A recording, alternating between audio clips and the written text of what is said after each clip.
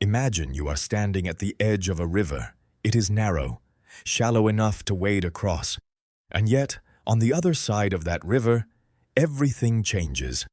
One man, one decision, one river, and the greatest republic the world had ever known would never recover.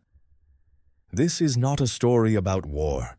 It is a story about the moment before war, about a choice made in the dark by a man who understood exactly what he was doing, and crossed anyway.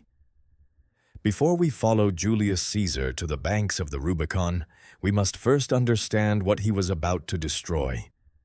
Rome was not built in a day, neither was the Republic. For nearly 5 centuries, the city on the Tiber had governed itself through a system so carefully engineered that it seemed almost eternal. 2 consuls elected each year, never one, always 2, so that power would never rest in a single pair of hands. A senate of hundreds, representing Rome's oldest and most powerful families. A complex web of checks, balances, term limits, and tradition. It was imperfect. It was messy, but it worked, and more importantly, it endured. The Romans were terrified of one thing above all else: the king. They had expelled their last king centuries before, and the word rex had become a curse, a shadow, the ultimate insult. To call a Roman a king was to mark him for death. The Republic was not just a system of government. It was a religion. It was Rome's deepest identity. But republics, like all things, are mortal. And in the final decades before Caesar, the Roman Republic had begun to show its age. The city had outgrown its institutions. Rome now governed an empire stretching from Spain to the east, from the deserts of Africa to the cold forests of the north. The Senate, designed to govern a city-state, was now responsible for a world. And it was failing. Corruption had burrowed deep into the aristocracy. The Senate's most powerful members enriched themselves shamelessly, bought elections, manipulated courts, and crushed anyone who challenged their grip on power. The old system of 2 consuls had given way to something uglier: informal alliances between strongmen, men whose private armies were more loyal to their generals than to Rome. The Republic was already cracking. Caesar would simply be the one to finish it. Gaius Julius Caesar was born into an old but not particularly wealthy patrician family in 100 BC. He was clever from the start, dangerously so. As a young man, he survived the murderous politics of Rome's civil wars, escaped pirates who kidnapped him for ransom, and then hunted them down and had them crucified, and built his reputation through a combination of brilliant oratory, strategic debt, and shameless political calculation. He rose through the traditional offices of the Republic: questor, aedile, praetor, accumulating allies and debts in equal measure. He spent money he did not have. He bought influence. He made himself indispensable. And when, in 60 BC, he allied himself with Rome's 2 most powerful men, the general Pompey and the financier Crassus, the so-called First Triumvirate was born. 3 men quietly dividing Rome between them. Caesar's reward was a military command in Gaul. What happened next was extraordinary. For 8 years, Caesar waged war across the length and breadth of Gaul, modern-day France, Belgium, parts of Germany. He fought over 50 engagements. He crossed the Rhine. He invaded Britain. He enslaved over 1 million people. He killed more.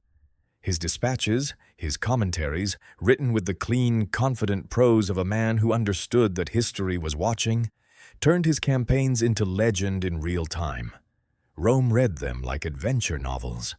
Caesar understood that war was not just won on the battlefield. It was won in the imagination of the people back home. By the time his command in Gaul was ending, Caesar had done 3 things that frightened the Senate deeply. He had become fabulously wealthy from conquest. He had built a battle-hardened army of 10 devoted legions that would follow him to the underworld and back. And he had become more popular with ordinary Romans than any senator alive. The Senate, and Pompey, who had by now drifted away from Caesar into open opposition, began to move against him. Here is what made the situation so deadly: Roman law.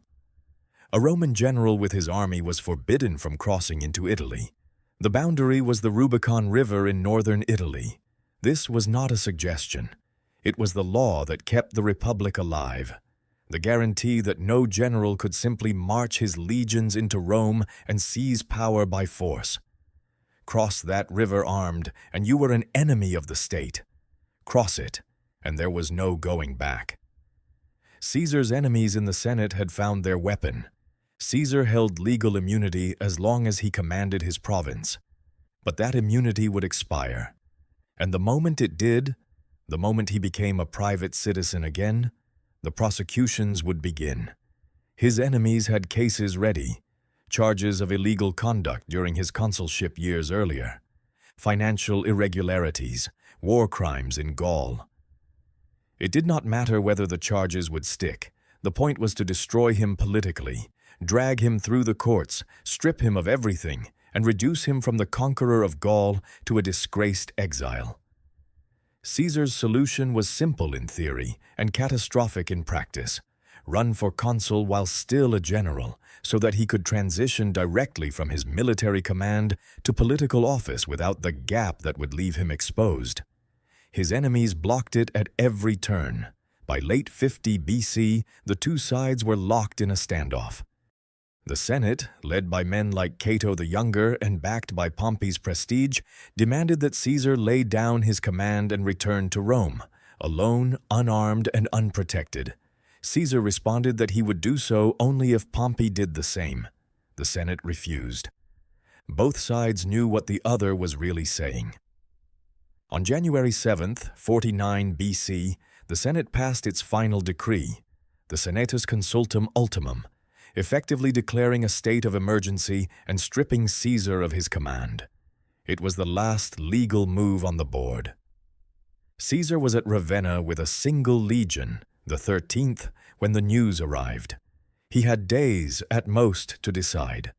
What happened in those hours before the crossing, we cannot know with certainty. But the ancient sources give us glimpses, and in those glimpses, we sense the weight of what Caesar was carrying. He understood history. He had written it. He knew that what he was contemplating was not merely illegal. It was the end of an era. Whatever happened next, Rome would never be the same. There is a story, perhaps apocryphal, but too resonant to dismiss, that on the night before the crossing, Caesar hosted a banquet. He ate and drank with his officers. He was relaxed, calm, composed, the master of himself even now. Then he slipped away quietly. Not all of his men were even informed of what was coming. He rode toward the Rubicon alone. The river was nothing. You could cross it in minutes. And yet Caesar paused. Even he, the man who had waded through rivers of blood across a decade of conquest, the man who laughed at danger, who slept on the ground beside his men, who dictated letters while riding his horse. Even Caesar hesitated at this small, unremarkable stream in the darkness of a January night, because he knew. Once he crossed, there was no negotiation, no return, no legal fiction that could undo the act. He would be at war with Rome, with Pompey, with the Senate, with the Republic itself. He would be betting everything, his life, his army, his legacy, the lives of everyone who followed him, on a single throw of the dice. And then, according to the historian Suetonius, Caesar spoke. The die is cast, and he crossed. By morning, Caesar's army was moving south at a speed that stunned everyone. This was the genius of Caesar, not just his courage, but his velocity. While his enemies were still sending urgent dispatches and calling emergency meetings, Caesar was already taking cities, Arretium, Arimimum. Town after town fell not to siege or battle, but to the mere news of Caesar's approach. The name alone was enough. Panic swept Rome like a fever. Pompey, for all his military reputation, was caught completely unprepared. He had boasted that he need only stamp his foot on the ground of Italy and legions would spring up to fight Caesar. Now, with Caesar's forces advancing and no legions materializing, Pompey did something extraordinary. He fled. He gathered the consuls, much of the Senate and the treasury, though he forgot the treasury in his haste, and sailed east across the Adriatic to Greece. He would raise his army there. He still had resources, allies, and control of the seas. The war was far from over, but psychologically it was a pivotal moment. Caesar had crossed the Rubicon. Pompey had abandoned Rome, and ordinary Romans, watching from the rooftops, understood that whatever world they had known was gone. What followed was a civil war that stretched across the entire Mediterranean world. Caesar moved with terrifying speed. He secured Italy. He swept through Spain, Pompey's main power base in the west, in a campaign of 40 days that left his enemies breathless. He wrote to Cicero, "I am coming, but I am coming as a man of peace." He wanted to be seen not as a conqueror, but as a restorer of order. Unlike the civil wars of the previous generation, drenched in massacre and proscription, Caesar preached clemency. He released prisoners. He returned seized property. He tried, always, to give his enemies a path to surrender rather than death. It was strategy, but it was also genuine. Caesar was many things, but he was not a butcher by temperament. In 48 BC, Caesar crossed the Adriatic and brought the war to Pompey directly. The two sides maneuvered across the plains of Greece like two great beasts circling each other. At Dyrrhachium, Pompey got the better of Caesar, forced him back, nearly broke him. It was the closest Caesar came to catastrophe. He is said to have remarked afterward that the victory was Pompey's to take. Pompey did not take it. The final confrontation came at Pharsalus in Thessaly on August 9, 48 BC. Caesar's army was outnumbered. Pompey's cavalry was superior. By every calculation, Pompey should have won. Caesar, as always, had a different calculation in mind. He saw the weakness in Pompey's plan, the reliance on a cavalry charge to break Caesar's right flank, and he hid a reserve of veteran infantry behind his own cavalry. When Pompey's horsemen charged and shattered Caesar's riders, they found themselves confronted by Caesar's hidden infantry, armed with javelins aimed not at shields but at faces. The cavalry broke. Pompey's flank collapsed. His infantry, struck from the side and pressed from the front, disintegrated. Pompey fled the field. He sailed to Egypt, hoping to find shelter. Instead, he found an assassin's blade on the beach. The Egyptians, calculating that Caesar had already won, killed Pompey as a gift for the victor. When Caesar arrived in Egypt days later and was presented with Pompey's severed head, he is said to have wept. Whether those tears were genuine or performed, only Caesar knew. The civil war technically continued. Pompey's sons, Cato, and other diehards fought on in Africa and Spain, but the outcome was no longer in doubt. Caesar mopped up each remaining resistance with methodical efficiency. By 45 BC, the last Pompeian forces were broken at the Battle of Munda in Spain. Caesar was the last man standing. He returned to Rome the undisputed master of the Roman world. And now came the question that nobody quite knew how to answer. What exactly was Caesar? He was dictator, a legal office in Roman tradition meant for emergencies with a term limit of 6 months. Caesar had held it before. Now the Senate, in a gesture of comprehensive surrender, named him Dictator Perpetuo, dictator in perpetuity, without term limit, without end. He reformed the calendar. The Julian calendar, which we still use today, with minor modification, replaced the old Roman system, which had become so distorted by political manipulation that the seasons no longer matched the months. He planned new colonies for Rome's poor. He reformed the courts. He began ambitious building projects. He extended Roman citizenship to populations across the empire. He was, by many measures, a genuinely visionary ruler, attempting to modernize a creaking system that had failed to keep pace with the world it governed. But none of that mattered to the men who watched him. What the senators saw was a king, not in law, perhaps, but in substance, in manner, in fact. Caesar received foreign ambassadors while seated, a royal posture. He was given the right to wear a purple toga, purple, the color of kings. His face appeared on Roman coins while he still lived, a practice previously reserved for gods and foreign monarchs. Month after month, the Senate heaped honors upon him, and whether from genuine admiration, or calculating flattery, or simple terror, the effect was the same. Caesar's power became something Rome had no language for, except the one it feared most. And then, in February of 44 BC, at the festival of the Lupercalia, his ally Mark Antony offered Caesar a royal diadem, a crown, 3 times in front of the crowd. 3 times Caesar pushed it away. Perhaps he was sincere. Perhaps it was theater. Rome watched and did not know what to believe. The senators who had begun meeting in private did not wait to find out.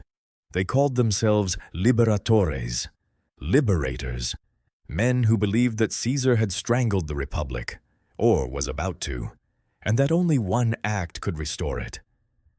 There were perhaps 60 of them, drawn from across the political spectrum, old Pompeians who had accepted Caesar's clemency and seethed quietly ever since, men who had fought beside Caesar and now felt betrayed, idealists who genuinely believed in the Republic as a sacred trust. At the center of the conspiracy stood 2 men.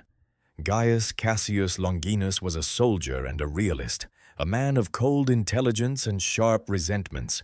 He had fought against Caesar at Pharsalus and received his mercy. That mercy had not made him grateful. It had made him humiliated. Marcus Junius Brutus was something more complicated. He was a man of deep principle, or at least a man who believed himself to be one. He was Caesar's friend. There were even rumors, given the timing of his birth and Caesar's known relationship with Brutus's mother, that he might have been Caesar's son. Caesar trusted him. Caesar protected him. And it was Brutus, above all others, whose presence in the conspiracy gave it moral legitimacy.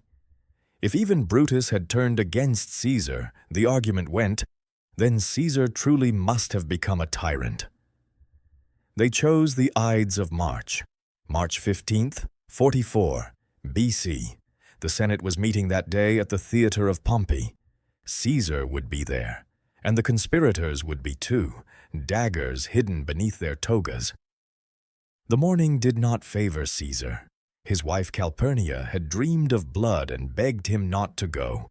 A soothsayer had warned him, days earlier, to beware the Ides of March. His friend Decimus Brutus, also a conspirator, his loyalty hidden behind a mask of warmth, came to his house to escort him personally, laughing away Calpurnia's fears. And Caesar went. A man named Artemidorus pressed a scroll into Caesar's hand as he walked through the forum. The scroll contained the names of the conspirators. Caesar, surrounded by admirers and petitioners, accepted it without reading it. He walked to the theater. He took his seat. Tullius Cimber approached first, with a petition, asking for the recall of his exiled brother. Caesar refused. Cimber grabbed Caesar's toga and pulled it down from his shoulder. It was the signal. Casca struck first. He aimed for Caesar's neck and missed, cutting his shoulder. Caesar grabbed the blade. He looked at Casca. He said, and these may be the last Latin words he spoke, "Casca, you villain, what are you doing?" Then the rest of them came. 23 senators, 23 daggers. The blows came from every direction, the confusion so total that the conspirators even wounded each other. Caesar struggled at first, then stopped. He pulled his toga over his face. Some accounts say he pulled the toga down to cover the lower half of his body as well, so that he would fall with dignity. He fell at the base of a statue of Pompey. He was 55 years old. The senators who had raised their daggers in the name of the Republic had no plan for what came next. They had imagined that the people of Rome would flood the streets cheering, that the Senate would reconvene with renewed authority, that the old order would snap back into place like a broken bone set right. Instead, they got silence, then panic, then chaos. The crowds did not cheer. They did not tear down Caesar's statues. They gathered in the Forum, bewildered and afraid, while the conspirators barricaded themselves on the Capitoline Hill, unable to understand why no one was celebrating. At Caesar's funeral, a public spectacle of operatic grief, Mark Antony stood before the people and read Caesar's will. Caesar had left money to every citizen of Rome. He had left his gardens to the public. And in that gesture, a dead man destroyed the men who had killed him. The crowd's grief became rage. They burned the Senate house. They tore through the city searching for the assassins. Brutus and Cassius fled Rome within weeks. Then came Octavian, Caesar's heir, his great-nephew only 18 years old, whom Caesar had privately adopted in his will. Cold, patient, brilliant, nothing like the uncle whose name he now carried. He allied with Antony. Together they hunted down the conspirators. Brutus and Cassius met their ends at the Battle of Philippi in 42 BC, each falling on his sword. And then Octavian and Antony turned on each other. Another civil war, another decade of blood. Until finally, in 31 BC, Octavian defeated Antony and Cleopatra at the Battle of Actium, and stood alone atop the ruins of a world that had been destroying itself for almost 20 years. He called himself Augustus, first citizen, princeps. He was careful with the word king. He had seen what that word had cost his father. He kept the Senate. He kept the elections. He kept the forms and the language and the rituals of the Republic, and gutted them of all their substance. Rome became an empire in everything but name. The Republic was gone. And so we return to that shallow river in the north of Italy. That unremarkable crossing on a January night in 49 BC. The men who killed Caesar believed they were saving the Republic. They were not entirely wrong about what Caesar was. He was ambitious beyond any Roman measure. He had, in crossing the Rubicon, shattered the one principle that held the Republic together. The principle that no general could hold the state hostage with his army. He had done what his enemies feared most. But they were catastrophically wrong about what killing him would accomplish. They cut off the head of a system that was already dying and called it surgery. They removed one man without understanding that the sickness was in the structure itself, that Rome had grown beyond what any republic could manage, that the Senate's authority had already been hollowed out by decades of corruption and violence, that the age of one-man rule was coming whether they liked it or not. Caesar had crossed the Rubicon, but the Republic had already been drowning long before he reached the bank. History has spent 2,000 years arguing over Julius Caesar. Was he a savior or a tyrant? A visionary or a despot? The man who killed the Republic, or the man who revealed that it had already died? Perhaps the truest answer is the simplest one. He was a man who looked at a river and made a choice.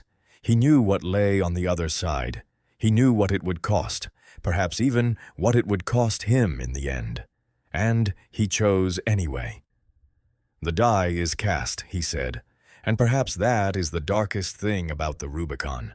Not that Caesar crossed it, but that once he had, there was no crossing back. For him, for Rome, for any of them. Some rivers, once crossed, are crossed forever.